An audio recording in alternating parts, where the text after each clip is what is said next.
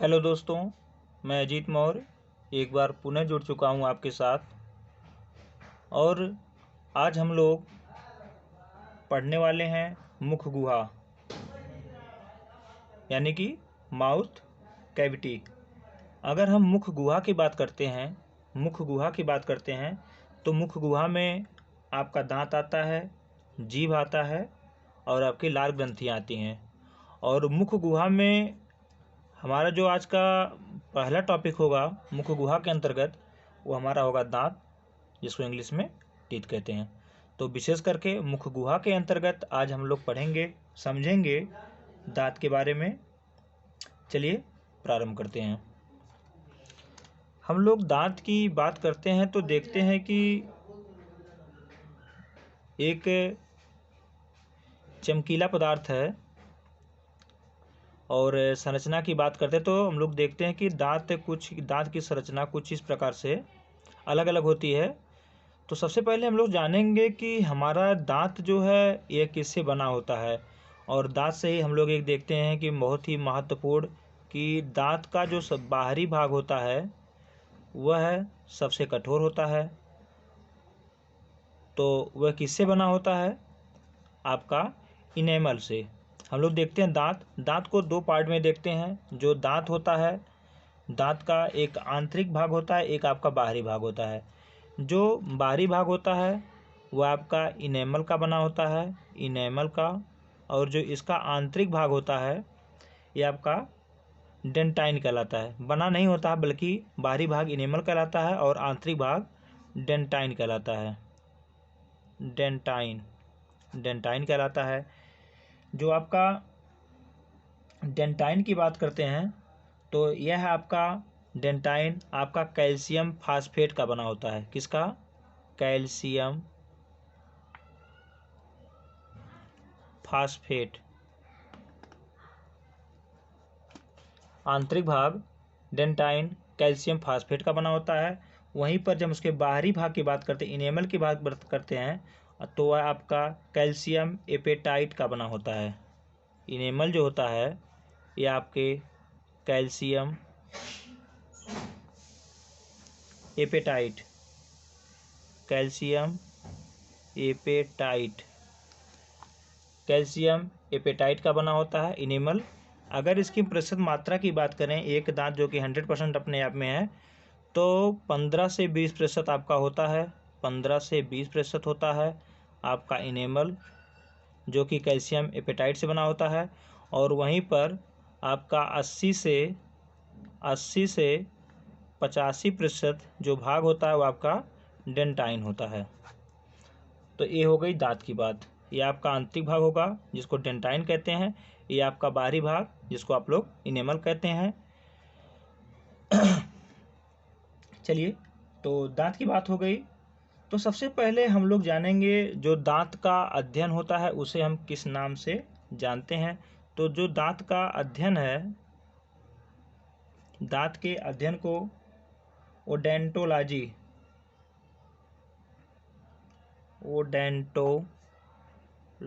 के नाम से जाना जाता है। दांत का अध्ययन क्या कहलाता है? ओडेंटोलॉजी। चलिए, अगर हम इसके अध्ययन की बात हो गई, अगर हम निर्माण की बात करें, जो हमारा दांत का निर्माण होता है यह आपके कठोर ऊतकों से होता है। किससे होगा? कठोर ऊतक से होगा। अध्ययन ओडेंटोलॉजी हो गया। जो दांत को क्षति पहुंचाने वाला पदार्थ है, यानी कि जिससे दांतों को क्षति पहुंचती है, वह आपका पदार्थ कौन सा है? वो आपका है फ्लोरीन। जो कि फ्लोरीन एक ऐसा तत्व है जो कि आपके कैल्शियम फास्फोरस, यानी कि जहाँ पर भी कैल्शियम और फास्फोरस का यूज होकर के जो भी अंग बने, अर्थात हड्डी दांत बने हैं, वहाँ पे कैल्शियम की बहुत बड़ी भूमिका होती है। कैल्शियम की अधिकता, यानी कि इसकी मैक्स अधिकता और आपकी मिनिमम, यानी कि एक निश्चित मात्रा से अधिक होगा तब भी आपके लिए नुकसानदायक है, एक निश्चित मात्रा से कम होगा तब भी आपके लिए हानिकारक है। तो अभी हम लोग फ्लोरीन के बारे में देखेंगे। तो क्षति हम दांतों कैसे पहुंचती है, तो आपका कौन सा तत्व है? फ्लोरीन है। आंतरिक भाग, बाह्य भाग हम लोग देख लिए। तो इतनी बात हो गई दांत को लेकर के। चलिए यहाँ पे आपका एक क्वेश्चन पूछा जाता है कि हमारे मुख गुहा में दांतों की कुल संख्या कितनी है। दांतों की आपसे कुल संख्या पूछे, दांतों की संख्या आपसे पूछे, दांतों की संख्या पूछे, तो आपका जवाब होता है 32। 32 होता है। लेकिन यदि वहीं पर आपसे पूछे कि पूरे जीवन काल में निकलने वाले दांतों की संख्या, पूरे जीवन काल में निकलने वाले दांतों की संख्या, तो ये आपका हो जाता है 52, 52। अभी इसके बारे में हम देखेंगे कैसे 52 होता है। चलिए यहीं पे देख लेते हैं। 52 दांत की आती है बात, तो आपके इसमें भी दो इसके प्रकार बन जाते हैं, जिसमें आपके 52 दांत में आपका एक आ जाता है अस्थाई दांत, अस्थाई दांत, और एक आपका आता है अस्थाई दांत।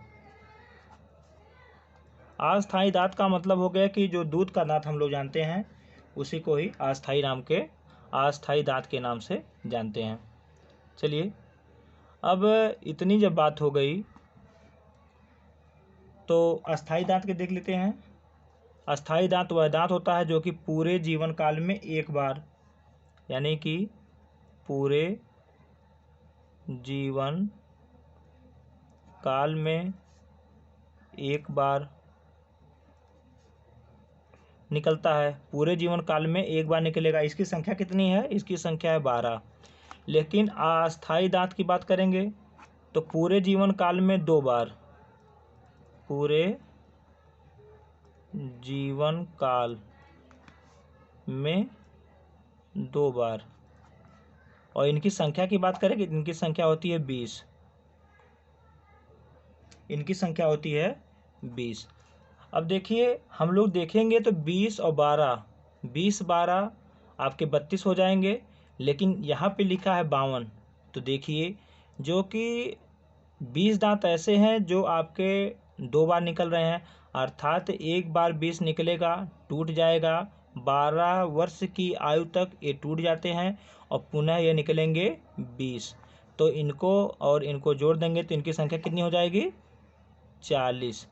अब पुनः इनको जोड़ लेंगे तो आपका 40 + 12 = 52। तो शायद यहाँ से आपको समझ में आ गया होगा कि पूरे जीवन काल में निकलने वाले दांतों की संख्या कितनी होती है, तो 52। और यह क्वेश्चन आपसे बार बार पूछा जाता है। चलिए अब हम देखेंगे टाइप ऑफ टीथ, यानी कि दांतों के प्रकार को देखेंगे। और उसके लिए हमने पहले से चित्र बना रखा है जिससे आपको समझने में आसानी हो। देखिए अगर हम अपने मुख को खोल के देखें तो हम दांतों को इस प्रकार से देखते हैं। एक इनका सेट होता है। जिस प्रकार से हमारे जबड़े में दांत नीचे होते हैं ठीक उसी प्रकार से उसके ऊपर होते हैं और एक दूसरे के ऊपर सेट होते चले जाते हैं। शायद यहाँ पे आपको कलर का हमने कलर चेंज किया है, ये आपका ब्लैक से नीला, ब्लैक फिर नीला है। तो इस तरह से वो सेट किया है जिससे आपको समझने में आसानी हो। चलिए तो सबसे पहले जो हमारे मुख गुहा में हमारे जबड़े में जो आगे के दांत होते हैं इनकी संख्या 4 होती है, जिसको हम लोग कृंतक के नाम से जानते हैं। जैसा कि यहाँ पे लिखा हुआ है कृंतक, इसी को इंसीजर के नाम से जानते हैं। इंसीजर, कृंतक को इंसीजर कहते हैं। इसके बगल में आपके नुकीले दांत होते हैं। यह नुकीले दांत आपको देखना हो तो आप लोग किसी भी ऐसे जीव को देखिए जो मांसाहारी हो, अर्थात आप कुत्ते को देख लीजिए, आप बिल्ली को देख लीजिए, शेर, बाघ, आप जितने भी मांसाहारी को देखेंगे तो इनकी जो साइज होती है ये बड़ी होती है। अगर वहीं पर हम कृंतक की बात करते हैं तो इनका काम सिर्फ और सिर्फ काटने का होता है, जिससे हम किसी भी चीज़ को कट कर लें, काट लें। और वहीं पर जो हमारा अगला होता है रदनक कहते हैं, जो नुकीला दांत होता है, लंबा होता है, रदनक होता है। रदनक को ही इंग्लिश में कैनाइन कहते हैं। कैनाइन का जो मुख्य काम होता है फाड़ने का होता है। देखते हैं कि जो मांसाहारी जीव होते हैं पकड़ते हैं अपने जबड़े से और मांस को खाते समय सबसे पहले उसको फाड़ते हैं, ना कि काटते। फाड़ देंगे पूरे छोटे छोटे भाग में काट करके उसका खाते हैं उसको। अब इसके ठीक ही बगल में आपके मोलर हैं। यहाँ पे हमने देखा कि जो आपके इंसीजर जैसे कृंतक थे इनकी संख्या 4 थी, नीचे 4 थे, और ठीक इसके ऊपर ही कापी होता है, यानी कि ऊपर भी 4 रहेंगे, अर्थात इनको मिलाकर इनकी संख्या कुल 8 हो गई। हमने देखा कैनाइन की बात किया तो नीचे हमने देखा कि यहाँ पे आपके कृंतक के दोनों साइड में एक एक दांत, अर्थात नीचे इनकी संख्या 2 है, तो ठीक ऊपर भी 2 होंगे, अर्थात इनके दांतों की कुल संख्या 4 हो गई। इसके ठीक बगल में आपका आता है प्रीमोलर। प्रीमोलर आपसे अगर प्रीमोलर की बात करूं तो यहीं से आपका एक क्वेश्चन बनता है जो कि बहुत इंपॉर्टेंट है। बच्चों में प्रीमोलर नहीं पाया जाता। अभी हम लोग डेंटल फार्मूला जब देखेंगे तो dental formula for adult, dental formula for child, तो जब डेंटल फार्मूला हम लोग देखते हैं तो उसमें प्रीमोलर की संख्या 0 होती है। यह बच्चों में प्रीमोलर नहीं पाया जाता है। तो ये कन्फर्म हो गया होगा।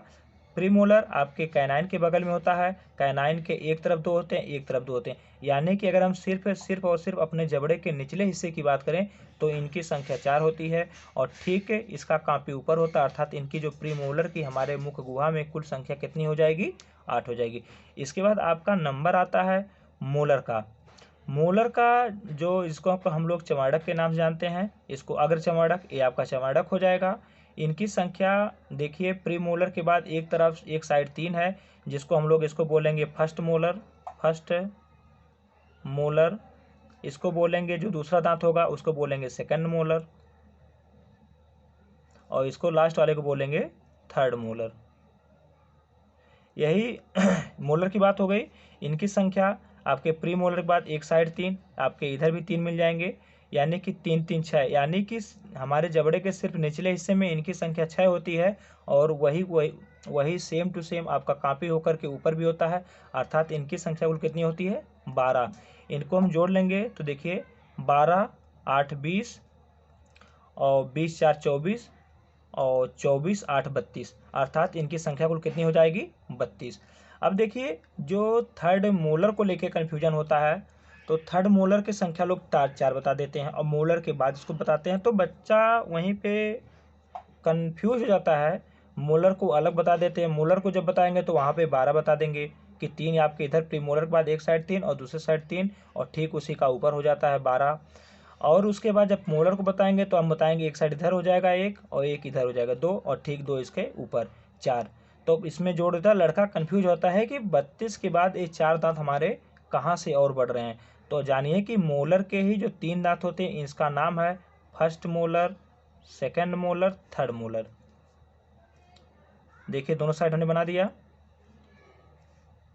यही आपके मोलर है। मोलर में एक साइड में 3 है, जिसको first molar, second molar, third molar. जो आपका थर्ड मोलर होता है इसी को विजिडम टीथ के नाम से जानते हैं, अर्थात बुद्धि का दांत के नाम से जानते हैं। बुद्धि का दांत कहने का कारण यही होता है कि इसके निकलने में बहुत परेशानी होती है, और इन परेशानियों का व्यक्ति को सामना करना पड़ता है। जैसे आदमी को बुखार आ जाना, बहुत दर्द होना, कान का दर्द करना, आदमी खाना नहीं खा पाता है, और नींद नहीं, दांत का दर्द जो होता है बहुत तेज होता है, जिससे व्यक्ति काफ़ी असुविधा महसूस करता है। इसीलिए देहात में नॉर्मली लोग कहते हैं कि बुद्धि आ जाएगी, बुद्धि खुल जाएगी जब आपका थर्ड मोलर निकलेगा, दांत वाला निकलता है, इसलिए इसको बुद्धि का दांत के नाम से जानते हैं। और कहते हैं कि अगर थर्ड मोलर आ गया तो यानी कि आदमी की बुद्धि जो है अब परिपक्व हो गई, क्योंकि इसकी जो एज होती है आपके 25 से 27 साल की एज में निकलता है, और परिपक्व अवस्था लगभग वही होती भी है। तो कहते हैं कि आदमी परिपक्व हो गया, इसको बुद्धि आ गई है, यही थर्ड मोलर आपका है। जबकि ये सारी भ्रांतियां हैं, ऐसा कुछ नहीं है। तो ये दांत का मॉडल हो गया। तो ये देखिए इंसीजर, कैनाइन, प्रीमोलर, इधर से देखिए हम चलते हैं। Incisor, canine, premolar, molar. Incisor का 4 हो गया, कैनाइन का 4 ऊपर 4 नीचे 8 हो गया। कैनाइन, इसका कैनाइन आ गया, एक इधर 2 हो गया, 2 ऊपर 4 हो गया, 4 हो गया। इसके बाद आपका प्रीमोलर, 2 आपका इधर 2 आपका इधर, 2 2 4 हो गया नीचे, 4 ऊपर 8 हो गया। इसके बाद था मोलर, 3 इधर 6 हो गया, और 6 ऊपर 12। तो इस प्रकार से आपके दांत हो गए और इनके कार्य को देख लिया हमने। प्रीमोलर और मोलर का काम है सिर्फ और सिर्फ चबाने का होता है, और हम लोग इसको जनरली रियलाइज भी कर सकते हैं। यहाँ पर हमने आपसे बात की थी फ्लोरीन को लेकर के, चलिए यहीं पे समझ लेते हैं। क्योंकि जो क्षति का कारण है, दांतों में क्षति पहुंचाने का कारण वो आपका कौन सा पदार्थ है? फ्लोरीन। तो यहीं पे हम लोग फ्लोरीन के बारे में समझ लेते हैं। जो हमारे पीने का पानी होता है, पीने के पानी में यदि फ्लोरीन की मात्रा 1.5 मिलीग्राम प्रति लीटर, बहुत इंपॉर्टेंट पॉइंट है, इसको ध्यान से सुनिए। यदि पीने के पानी में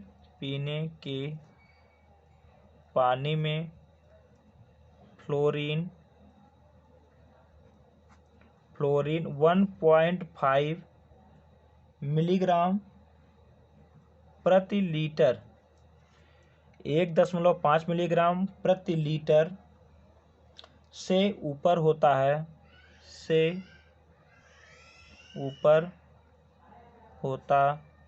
है, तो फ्लोरोसिस नामक रोग हो जाता है।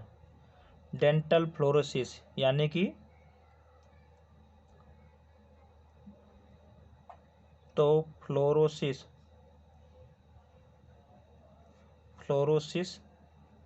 नामक रोग हो जाता है।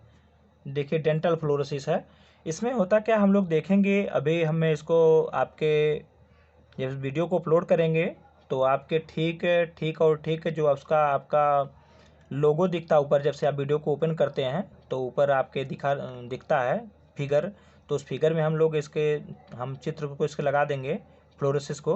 तो इसमें देखते हैं जो हमारा दांत होता है इसमें चकत्ते पड़ जाते हैं, इसमें चकत्ते पड़ जाएंगे, छेद हो जाएगा, यानी कि जो दांत की संरचना होगी वह नॉर्मल नहीं होगी, उसमें चकत्ते पड़ जाएंगे। दांत जैसे आप भी मेरे को जानिए, जैसे कि बारिश होती है, बारिश होने के बाद मिट्टी कट जाती है तो कहीं पर ऊंचा रहेगा, फिर ऐसे खाल हो जाएगा, ढलान हो जाएगा, यानी कि जैसे जिस प्रकार से मिट्टी की कटान होती है बारिश के महीने में, ठीक उसी प्रकार से हमारे दांतों पे ऐसी संरचना देखने को मिलती है। नहीं तो जनरली हम लोग आपके जो स्वस्थ दांत होते हैं चमकीले होते हैं, उनके मसूड़े हल्के गुलाबी होते हैं, इस प्रकार समझना। लेकिन इस फ्लोरोसिस के कंडीशन में इस तरह की संरचना हमको देखने को नहीं मिलती है। अब हमने जैसा कि यहाँ पे बताया था, जो फ्लोरीन है इसकी मैक्स मात्रा भी हमारे लिए नुकसानदायक है और इसकी मिनिमम मात्रा भी। तो यहाँ पर तो हमने इसकी अधिकतम मात्रा को देखा कि यदि इसकी मात्रा 1.5 मिलीग्राम प्रति लीटर से ऊपर है तो फ्लोरोसिस नामक रोग हो जाता है, जिसमें दांत में चकत्ते पड़ जाते हैं। लेकिन जब इसी फ्लोरीन की मात्रा 0.5 यानी कि 1/2 मिलीग्राम प्रति लीटर से कम, वहाँ पे देखिए अधिकता की बात किया, लेकिन यहाँ पे से कम हो जाती है, तो इसकी कमी से कम, तब क्या होगा? आपका होगा दंत क्षय होगा, यानी कि दांत झड़ जाते हैं और हड्डियां कमजोर,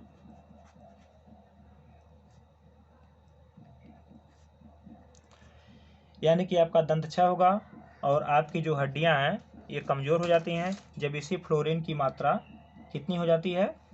जब फ्लोरीन की मात्रा आपकी 1.5 से कम हो जाती है। चलिए, तो संख्या की बात हो गई, आप लोग सारी चीज़ को जान लिया, दांत देख लिए। अब इसके बाद हम लोग आते हैं आपका एक जो आपसे एक पूछा जाता है डेंटल फार्मूला। चलिए इस पर देखते हैं, डेंटल फार्मूला को देख लेते हैं। डेंटल फार्मूला, चलिए डेंटल फार्मूला की बात करें तो dental formula for adult, dental formula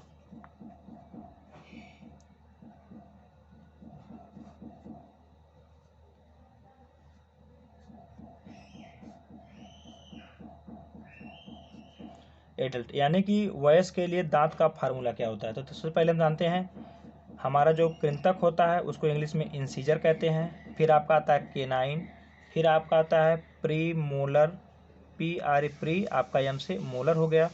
फिर उसके बाद आपका आता है मोलर, क्योंकि हम जानते हैं कि जो हमारा जबड़ा होता है जितने की नीचे होते हैं उतने के ऊपर होते हैं, फिर वही आपका सेम टू सेम नीचे हो जाएगा, यानी कि incisor, canine, canine, premolar, premolar, आपका मोलर।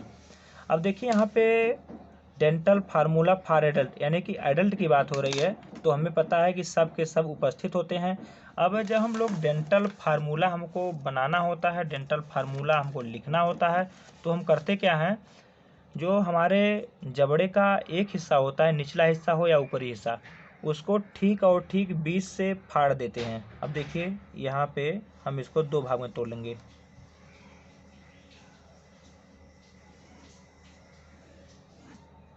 देखिए इसका हमने दो भाग कर लिया। अब इसी एक भाग को लिख देंगे, आपको कुछ नहीं करना है। अब देखिए यहाँ पे क्या हो जाएगा, यहाँ पे आपका हो जाएगा, देखिए इंसीजर की संख्या यहाँ पे 2 बची, कैनाइन की संख्या 1 बची, आपके प्री मोलर की संख्या 2 बची, और उसके बाद आपके मोलर की संख्या 3 बची। यही आपका डेंटल फार्मूला हो जाएगा। अब यहीं पर जब हम चिल्ड्रन की बात करेंगे तो आपके देखिए 2 हो गई, यहाँ पे देखिए 1 हो गया, और प्री मोलर आपके बच्चों में उपस्थित नहीं होता, इसलिए इसको 0 लिखते हैं। और आपके थर्ड मोलर की संख्या, जो कि यहाँ पे मोलर है और थर्ड मोलर हमें पता कब निकलता है, 25 से 27 साल, 25-27 साल निकलेगा। यानी कि जो मोलर होंगे ये आपके 2 रहते हैं, अर्थात जो बच्चों का बना होगा आपका 2 हो जाएगा, 1 हो जाएगा, 0 हो जाएगा, 2 हो जाएगा, यानी कि 21, 02। और जबकि एडल्ट में देखेंगे तो आपका हो जाएगा 21, 2, 3, यानी कि 21, 23 बटा 21, 23। चलिए देखते हैं यहाँ पे, तो यहाँ पे एडल्ट की बात हो रही है, तो इंसीजर को हमने तोड़ लिया, 20 से फाड़ दिया, तो इंसीजर संख्या आधी हो जाएगी, 4 होते हैं, 2 हो जाएंगे, और आपके कैनाइन की 1 हो जाएगी, और आपके प्री मोलर की संख्या 2 और मोलर की 3, तो 21, 23 बटे 21, 23। ये आपके किसके लिए हो गया, एडल्ट के लिए। लेकिन वहीं पर जब हम डेंटल फार्मूला फॉर चिल्ड्रन के लिए अगर देखें,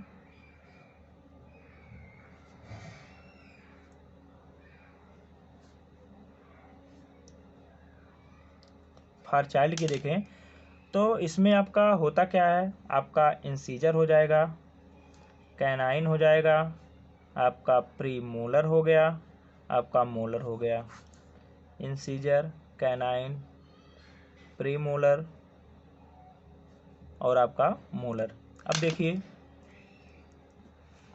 आपके इंसीजर पता है कि 4 होंगे, तो उसका डिवाइड कर देंगे तो 2 आ जाएगा, और आपके कैनाइन 1 हो जाएगा, और आपके प्री मोलर उपस्थित होते हैं अर्थात 0 कर देंगे। फिर उसके बाद आपके मोलर की संख्या होती है, जो थर्ड मोलर 25-27 साल निकलता है, इनकी भी संख्या तब कितनी बचेगी, 2 बचेगी, फर्स्ट मोलर और सेकंड मोलर 2। तो आपका फार्मूला हो जाएगा 2102। चलिए यहीं पे आपका जो भी इम्पोर्टेंट था आपके दांत से संबंधित मैंने आपको बताने का प्रयास किया। और यदि आपको वीडियो अच्छी लगी हो, पसंद आई हो, आपके काम की हो, तब जो है आप इसे चैनल को सब्सक्राइब करिए और लाइक करिए, अपने कमेंट को करिए। इसी के साथ धन्यवाद।